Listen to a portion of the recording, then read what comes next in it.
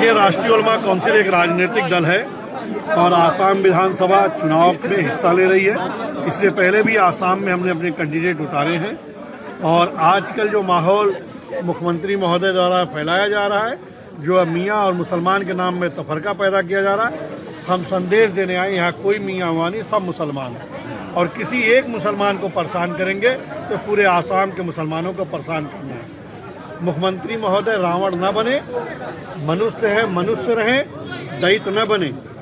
मुसलमान सो रहा है, आराम से है, अमन पसंद है तो उसको अमन पसंद रहने दें, नहीं तो मुसलमान जिस दिन अपने पे आ जाएगा, कोई गाजर मूली नहीं है मुसलमान कि आप उसको काट देंगे, फेंक देंगे, परेशान करेंगे।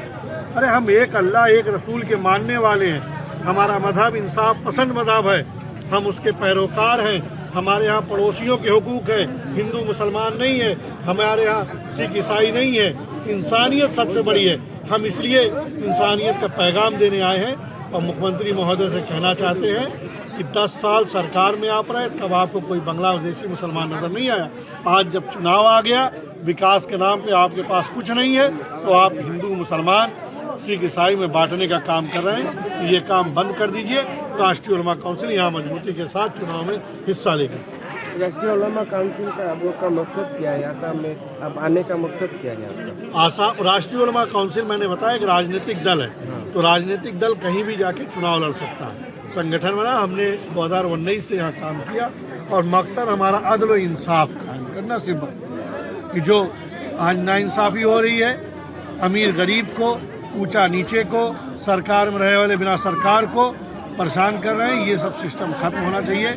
मानवता आए, एकता आए और जो ये हिंदू मुसलमान की खाई पैदा की जा रही है इसको खत्म किया जाए। राष्ट्रीय उलमा काउंसिल से कितना कैंडिडेट देगा ये आसाम में आप लोग? देखिए, ये हमारे यहाँ के प्रदेश अध्यक्ष मौलाना उबैदुर रहमान कासमी साहब हैं और यहाँ की जो चुनाव स्कैनिंग समिति है जिसमें हमारे राष्ट्रीय महासचिव और हम भी उसमें हैं, एक कमेटी है, ये फाइनल करेगी। अभी बर वक्त हम लोग कम से कम 40 से 50 सीटों पे हमारे कैंडिडेट जो मैदान में आ रहे हैं, तैयारी है। उसमें कुछ कम ज़्यादा भी हो सकता है, वो स्कैनिंग कमेटी तय करेगी। तो जनरल लोग है, वो लोग बोल रहे हैं कि आप लोग बीजेपी का बी टीम है। कौन बोल रहा है? तो जनरल लोग से बोलिए, जो ए टीम है उसको सामने ले आए। बीजेपी की ए टीम कौन है? हम बी टीम है बीजेपी की। जिस तरीके से हम बोल रहे हैं, लड़ रहे हैं, जरा कांग्रेस के लोग आवे। अगर चाहते हैं कि बीजेपी, आज आपके माध्यम से कहना चाहता हूँ, जितने लोग हैं, एडीएफ हो, कांग्रेस पार्टी हो, आए गठबंधन करे। अगर उनसे वो बीजेपी को नहीं हरा पाएंगे, बीजेपी को अगर कोई हरा पाएगा तो वो राष्ट्रीय उलमा काउंसिल और ये आवाम जनता हराएगी। कोई दल नहीं हरा पाएगा। जब तक जनता बदलाव नहीं लाएगी तब तक बैठ एसी के कमरों में बैठ के नहीं राजनीति की जाती है। आज लाखों लाखों हजारों वोट काटा जा रहा है। कांग्रेस के लोग कहाँ हैं? तब आंदोलन करेंगे जब आचार संहिता लग जाएगी, तब जब इनके नाम वोटर लिस्ट से गायब हो जाएंगे, जब ये वोट देने लायक नहीं होंगे, तब आएंगे। कांग्रेस से बड़ा बीजेपी का बी टीम कोई है ही नहीं। अगर कांग्रेस चाहती है कि बीजेपी को हटाया जाए तो आइए, हम दावत देते हैं, करें गठबंधन, वोटों का बिखराव ना हो। आज तक गठबंधन किया है, आरयूसी और ईडीएफ को नहीं लिया है। किसको लिया है?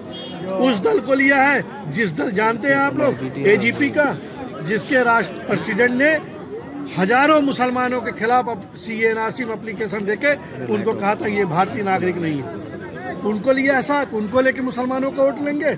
ये आप लोग भी जानिए, एजीपी के जो अध्यक्ष हैं, हजारों मुसलमानों के नाम पे एप्लीकेशन डालकर ये कहा था CNRC में कि ये भारतीय मुसलमान नहीं, ये बांग्लादेशी मुसलमान। ऐसे दल को साथ में लेके कांग्रेस मुसलमानों को वोट लेना चाहती है। बांग्लादेशी है क्या आसाम में? कोई अगर बांग्लादेशी है तो क्या कर रही थी सरकार अब तक?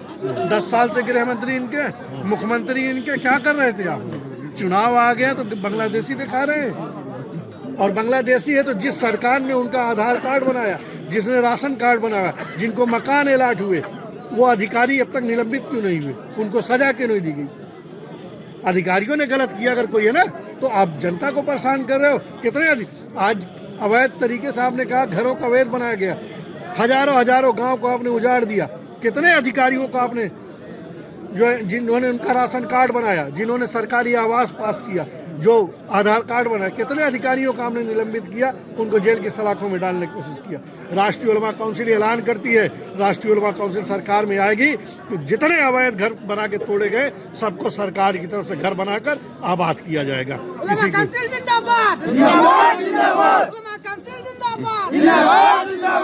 अच्छा, ये राष्ट्रीय उलमा काउंसिल जो दल है, ये सिर्फ माइनॉरिटी का दल है क्या? नहीं नहीं नहीं, राष्ट्रीय उलमा काउंसिल का नारा है एकता का राज चलेगा, मुस्लिम हिंदू साथ चलेगा। हमारे राष्ट्रीय उपाध्यक्ष परमात्मा शरम पांडे हैं, राष्ट्रीय सचिव अनिल सिंह है, कामरेड श्याम बहादुर सिंह है, विवेक यादव जी हैं, धर्मवीर यादव जी हैं, मनीराम गौतम जी हैं, बीरबल प्रसाद गौतम है, घनश्याम प्रजापति है, न जाने कितने लोग। यहाँ हमारे पार्टी के प्रदेश अध्यक्ष मौलाना उबैदुर रहमान साहब है, प्रदेश का महासचिव कामताराम सिंघा जी हैं। যিকোনো খবৰৰ বাবে যোগাযোগ কৰক আমাৰ এই নম্বৰত 9181 307 2221।